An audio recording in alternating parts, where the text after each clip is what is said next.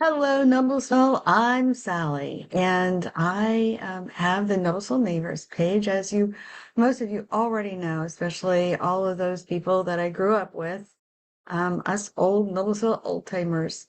Anyway, the background picture, as you see, is the photo that I shared with you over, I think it was last weekend. It is January 18th, 2024. And as you can see, behind me is where Smith's Jewelry is today. And David Heighway sent me an email the other day, and let me pull it up here, and I will attempt to read this to you. He was kind of excited to see the old pictures, but he is the guru of history of this town. And David Heighway has been with Noblesville since, oh gosh, I think the early 80s. And he comes to us from Boone County, and we absolutely adore David Heighway. If there's any questions that you have about the history of Noblesville, David Heighway is truly the go-to guru when it comes to our history.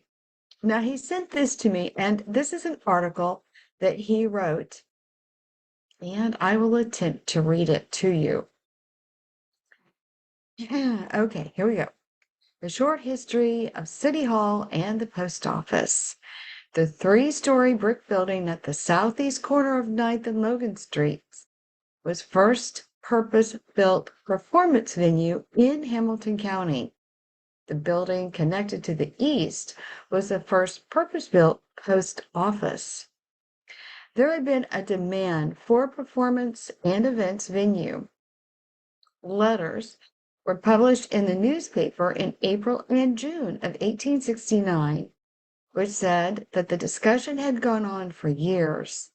Nathaniel F. Dunn and Daniel Fisher announced their construction in August 1869 and were finished by that winter. That's fast. I was in new construction for a lot of years. I'm telling you, that's pretty fast, especially for that size of building and the way they constructed them in those days. All right, sideways. Here we go. Squirrel moment. The first occupants moved in January and February of 1870. The first floor had Fisher and Stewart's Grocery and Clark Dry Goods. The second floor had the Hamilton County Register newspaper at first. The hall took a little longer to complete, and the first performance were Mr. Jacobs' troupe in November 1870. The building can be seen in an 1872 photograph of the east side of the square. In 1874, the Noblesville Ledger took over the second floor space from the Register. Arza Truitt, I thought it was Ezra, but anyway, he has Arza, he would know, he's the guru. Truitt opened a drugstore at the present number 82 with some business partners, and the space was called the Apothecary's Hall. They also sold tickets for the performance space upstairs. The other storefront was a grocery. James Wickham Riley spoke at the hall in 1878. That's really cool. By 1880, there were comments in the paper that the hall was too small and too cold in the winter. The Knights of Honor Lodge number 842 established a lodge hall on the second floor. In 1881, the Ledger became the Republican Ledger.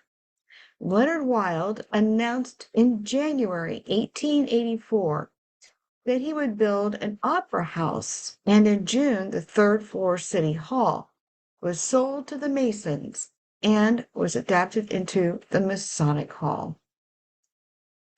Truitt moved out in 1885, and Underwood Brothers Dry Goods moved in. In 1887, a natural gas flare was installed just outside to promote the city during the natural gas boom. The storefronts had businesses like a tailor, notions, and shoes. In 1898, there was a cigar factory on the second floor. Number 82 became the center of much attention in 1903 when it became the first station and waiting room for the Interurban. The Interurban Company built their own station in 1906 and Truett Drugs moved back in, run by the Gertler brothers. In 1906, it also saw the construction of the post office.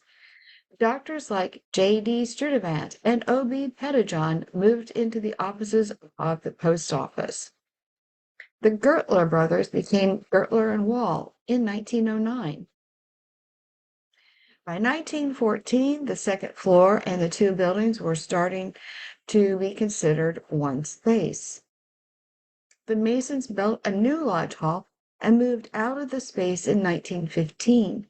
The Order of the Moose occupied it for a short time, and then it was sold to the African American Masonic Lodge, which was occupying the third floor by 1917 and conducting events, including original play by James Coulter. In 1922, Sam Weldy purchased the drugstore number 82 and remained there until 1969. The official post office had moved a few doors to the east, and the old building was occupied by businesses. The building was bought by Walter Duckwall in 1931. There were a variety of businesses in the building in the 1930s, including Dr. V. J. Black, Logan Grocery, Luke King Floral Company, Dr. James Dillon, and the Johnson Flower Company. On May 9, 1938, there was a major fire in Dr. Pettijohn's office. Fortunately, it was extinguished before the spread through the entire building. In 1945, the African American Masonic Lodge moved out and the third floor was turned into apartments. Henley's Market moved into 98 in 1946, and they moved out in 1959, and Smith Jewelry moved in. So that is the story written by David Heighway. And I was trying to figure out a way to get that story up for you to read, but without going through several screenshots and all that. I just figured it'd probably be easier just for me to read it.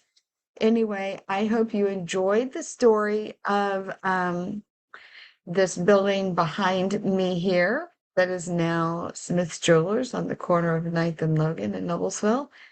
And if you have any questions, I would suggest you direct them to David Heighway, who also follows the Noblesville Neighbors page. He is absolutely the best guru. I reach out to him all the time to get my historical facts. So anyway, a big thank you to David Heighway. Please give this page a thumbs up. Check your notifications because I will send you an invite so you can follow the page so you don't miss an interesting little tidbit that might be posted here in the near future. For now, take care.